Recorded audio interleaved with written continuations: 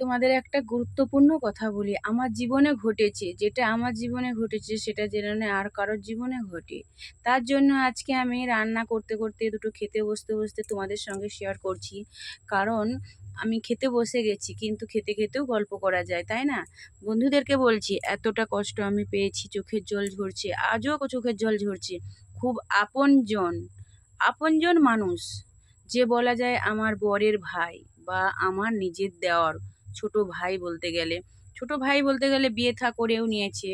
কিন্তু একদিন এসে আমায় বলল, গল্পটা শুনলে তারপরে বলবে, একদিন এসে বলল উনি কি করে, মুম্বাইতে সোনার কাজ করে, মুম্বাইতে সোনার কাজ করে।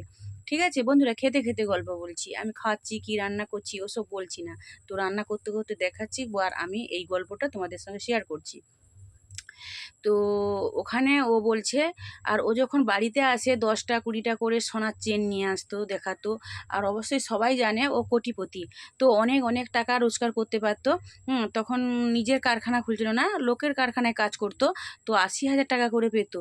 ঠিক আছে, মানে ভালোভাবে কাজটা করতে পারতো। ঠিক আছে, এবার ও কি করেছে, আর এমন তার বিয়ে করেছে তখন বলছে, আর 40 লাখ টাকা তার কাছে ছিল। কিন্তু আমরা জানি অনেক ছিল। পরে গল্পটা আমার বরমশাইয়ের সঙ্গে কথা বলতে বলতে বলছে যে, দাদা আমার এরকম এরকম, আর আজ বিয়ের সময় 40 লাখ 42 লাখ টাকা নিয়ে বিয়ে করতে গেছিলাম, এসে কয়েকদিন হয়নি, কিন্তু আমার টাকাগুলো কোথায় চলে গেল, কি হলো। এইরকম করে বারবার ফোন করে বলতো, দাদার সাথে গল্প করতো। হ্যাঁ, কিন্তু দাদার সঙ্গে ততটা আমাদের সঙ্গে ততটা নয়, মানে মানে ভাই বোনের সম্পর্ক, মানে দু ভাই সম্পর্কটা ঠিক নয় তত ওদের। কিন্তু তবুও আমরা ভালোবাসতাম, কারণ আমার শ্বশুরের দুটো বিয়ে, ও হচ্ছে কন্যা পক্ষের, আমরা বড় পক্ষের। কিন্তু কি বলবো বলো, মনের হৃদয়ের থেকে কথাটা বলছি। কিন্তু তবুও গল্প করতো, বাইরে থেকে ফোন করে বললো এরকম এরকম। তখন তার দাদা বললো, তাহলে তুই বাড়ি আয়, কোনো যদি মেয়ের দিক থেকে যদি কোনো সমস্যা হয় তাহলে আয়, একটা কোনো কোনো কাউকে দেখিয়ে কিছু করব। ওকে বললো, কিন্তু সে আসেনি। এবং একদিন আমার ছেলেকে পাঠালাম ওনার কাছে, যে কাজ শিখবে, কিন্তু ছেলেকে কাজ শেখায়নি।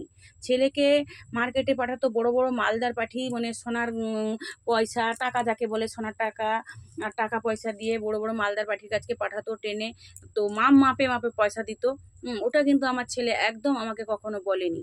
ঠিক আছে, কিন্তু আমি পাঠিয়েছিলাম যে কাজ শিখবে আর ওর অনলাইনে পড়া করবে, ITR কোর্স পূরণ করবে। কিন্তু সেটা তো হয়নি। তাকে দেয় 12টা 1টাকে, সে ট্রেনে আসে, যেইটুকুনি পয়সা খরচ সেইটুকুনি দেয়, বেশি দেয়নি। ওটা আমাকে পরে বলল, কিন্তু আগে বলেনি। তারপরে এসে তখন মধ্যিখানের ঘটনাটা বলি। এসেছে আমার ছেলের কাছে দিয়ে, আমি বলি, ঠিক আছে তুমি এক কাজ করো, আমার বাড়িতে যখন বারবার আমাকে বলছে, বৌদি আমি একটা বিপদে পড়েছি, তুমি আমাকে টাকাটা ম্যানেজ করে দাও না। আমি সত্যি কথা বলতে কি না, আমরা ধার মানে কারো কাছ থেকে টাকা নিয়ে এসে তাকে সুদ দিতে হোক যাই হোক দিতে হোক দিতাম। হুম তো এরকম টাকা ইন্টারেস্টে নিয়ে এসে আমরা কাজ মাঝে সাঝে করি।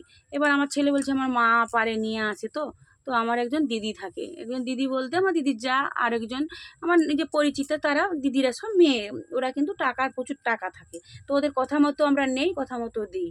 আর এখন তো গ্রুপ হয়েছে, মানে মেয়েদের কাছে টাকা থাকে। ঠিক আছে, এবারে তার থেকে নিয়েছি, ওকে ইন্টারেস্টে দিয়েছি। ও কি করেছে, আমার টাকাটাকে মেরে ফেলেছে, মানে ও বলেছে আমি দেবো। আমি দেবে যখন ভালো কথা, বলে সুদ সহ আমি প্রত্যেক মাসে তোমার টাকা এটা পাঠিয়ে দেবো। আমি বলছি, না না, এত প্রথাটা কোথায় পাবো। কান্নাকাটি করলো, কীরকম করলো, হাতের কাছে পায়ের কাছে যেমন কেমন বসে একটা কথা বললো। আমি বললাম, তাহলে ছেলেটা যখন বলছে, যাক কি মা নেই গো, আর বড় বৌদি হয়েছি যখন, ঠিক আছে যা করে দিই, সে দিয়ে দিবে, ও তো অনেক টাকা। বললো, বড় বৌদি আমাকে 6টা মাস যদি টাইম দাও, আমি একজন টাকা পাবো, অনেক টাকা পাবো, ওখান থেকে টাকাটা তোমার সুদ সহ টাকা প্রত্যেক মাসে সুদ দেবো, তো টাকা সহ দিয়ে দেবো। ভালো কথা। আর সেই হিসাবে কিন্তু আমি কিছু টাকা প্রথমে 50,000 টাকা করে দিলাম।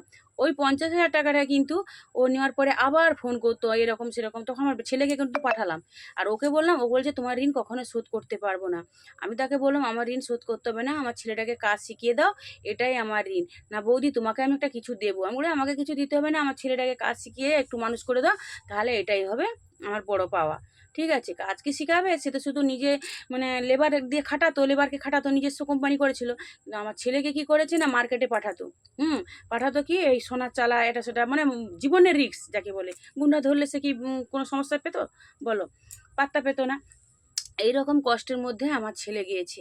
হুম, তো সেগুলো তো আমাকে ছেলে বলেনি, কিন্তু ওই মধ্যিখানের ঘটনাটা টাকা দিলাম, ওটা হলো না। আবার বলেছে বৌদি আমাকে আর 50,000 এগুলা করে দাও। আমি কোথা থেকে করে দেবো? বৃষ্টি ভিজে ভিজে ভিজে ভিজে রোজ ফোন করে রোজ ফোন করে। তাই আমি বৃষ্টি ভিজে ভিজে আমি গেলাম, অনেক দূর গেলাম, সেই দিদির বাড়ি গেলাম, দিদির বাড়ির কাছে। সে দিদির তার ছেলে মিলিটারি চাকরি করে, সেই দিদির কাছে টাকা থাকে, আমাদের বিশ্বাস করে দেয় জানো। আমি তার কাছে গিয়ে টাকা করে নিয়ে এলাম। ওকে বললাম আগের ইন্টারেস্টটা তুমি দিয়ে কেটে তুমি টাকা নাও। বলো তাহলে তুমি এক কাজ করো, 2 মাসের ইন্টারেস্টটা কেটে টাকা দাও। আমি 2 মাসের ইন্টারেস্টটা কেটে তাকে টাকাটা দিলাম চাইতে, যে আমি দেরি করে দেবো। হোক ঠিক আছে, দিল। ও বাবা, সে তো কি দেবে, তারপরে 2 মাস পাঠিয়ে দিয়ে 2 মাসের ইন্টারেস্ট কেটে রাখতে বললো, রেখে দিলাম। আর পরে 1 মাস না 2 মাস পাঠিয়ে দিয়েছিল, ব্যাস। এরপরে ও কি করেছে, ওখানে কোম্পানিতে কোথায় কি মানে চিটিংবাজ করে যাই হোক করে টাকা পয়সা মানে কারো দিতে পারলো নি, এমন হয়ে গেছে বলে শুনলাম। আর তার আগে 1 মাস আগে আমার ছেলে কাজ ছেড়ে দিয়েছে, চলে এসেছে, টাকা পয়সা দেয় না। ছেলেকে বলেছে 13,000 টাকা করে দেবে, কিন্তু তাও দেয় না। একবার 6,000 দিয়েছে, 1 বছর টোটাল বেশি ছিল। টাকা দেয় না, বলে এই দেবো ওই দেবো করে দিচ্ছে না। ঠিক আছে, খাওয়া খরচাটাও ঠিক মতো দিচ্ছে না। সো নিজের কাছে খাচ্ছে, যা খাচ্ছে খাচ্ছে, তাও আবার নিজেদের মধ্যে গন্ডগোল হয়, ছেলে দেখে বিরক্তি হয়। ঠিক আছে, এগুলো ছেলে আগে বলতো না, পরে যখন ঘটনাটা ঘটলো তখন আমার ছেলে আমাকে বলল। ঠিক আছে, তাই আমি তোমাদের সঙ্গে আজকে শেয়ার করছি মনের কষ্টটা। সে যাই হোক, যে যা বলে বলুক, কিন্তু এভাবে তোমরা আর বিপদে পড়ো না, কাউকে বিশ্বাস করবে না। আপনজন, আমি জানি ও অনেক টাকা আছে, ঘরের দেওয়ার হয় যেহেতু, ওকে আর চলে যাবে মেরে দেবে? মারবে না, টাকাটা দেবে, সুদটা দেবে। ঠিক আছে, সুদটা দিয়ে দিলে তোকে শোধ করে দেবো, তারপর পরে পরে টাকাটা দিয়ে দিবে। ও তো টাকা দেয় না।